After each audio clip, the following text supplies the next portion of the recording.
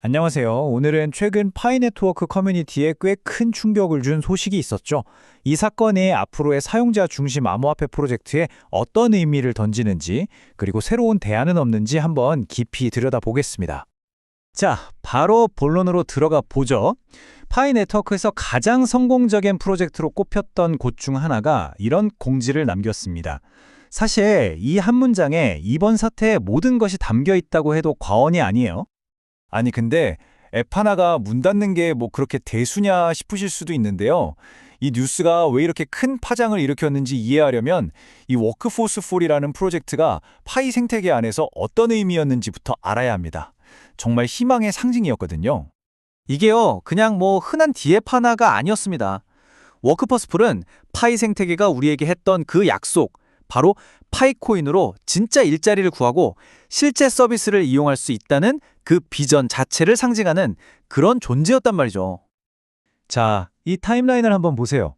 문제가 뭔지 한눈에 보이죠? 바로 정체입니다. 2021년에 희망의 상징으로 떠올랐는데 시간은 계속 흘러서 2025년 말이 됐는데도 현실은 제자리 걸음이었던 겁니다. 기대감은 계속 커졌는데 말이죠.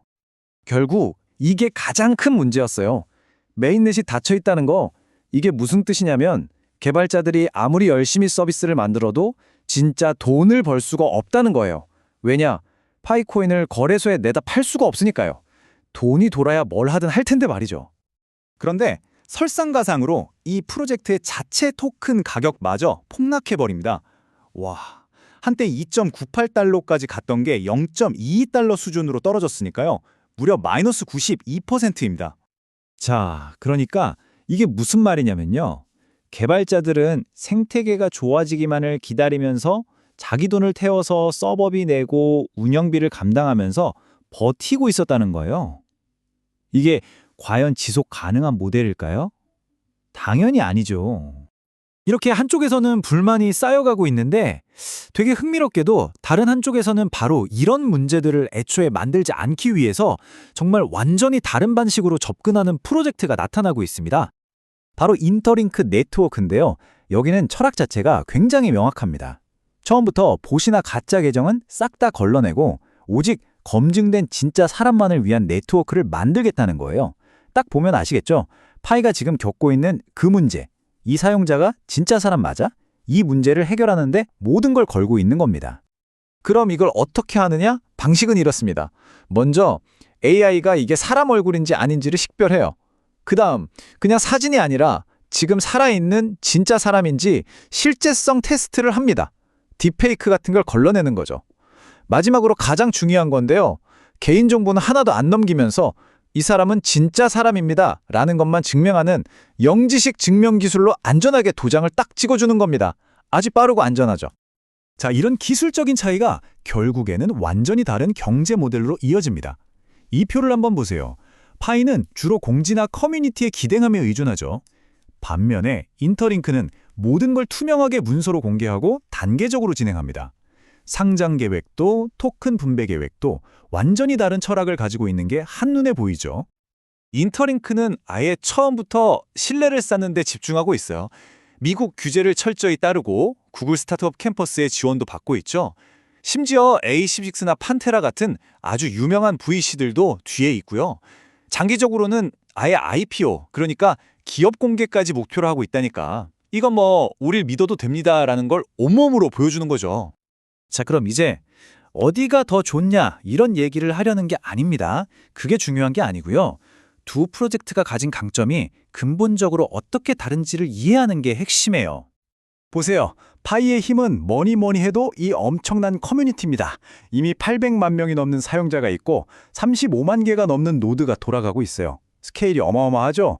반면에 인터링크는요. 사람 한 명은 딱 계정 하나라는 원칙으로 모든 사용자가 진짜 사람이라는 게 검증됐다는 게 가장 큰 무기입니다. 파이는 규모와 비전, 인터링크는 신뢰와 실용성으로 승부하는 거죠. 이걸 한 문장으로 정리하면 이렇습니다. 파이는 파트너들한테 이 거대한 숫자를 믿어주세요라고 말하지만 그 안에 사용자가 진짜인지는 파트너가 또다시 걱정해야 해요. 반면에 인터링크는 사용자 수는 적을지 몰라도 여기 있는 사람들은 100% 진짜입니다 라고 말하는 거죠. 뭐랄까, 물고기가 얼마나 있을지 모르는 거대한 바다냐, 아니면 확실한 물고기만 있는 깨끗한 수족관이냐, 이런 선택의 문제라고 볼 수 있겠네요. 자, 이렇게 완전히 다른 두 길이 있습니다. 그럼 우리 같은 참여자 입장에서는 이게 도대체 무슨 의미일까요? 우리는 어떻게 해야 할까요?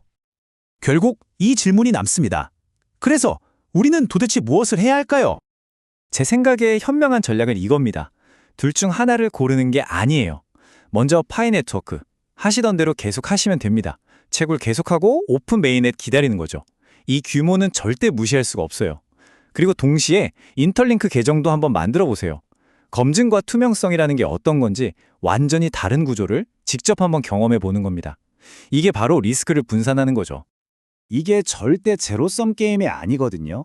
파이에 일단 사람을 많이 모으자는 접근법이랑 인터링크에 진짜 사람만 모으자는 접근법이 서로 경쟁만 하는 게 아니라 오히려 공존하면서 상호 보완할 수도 있어요.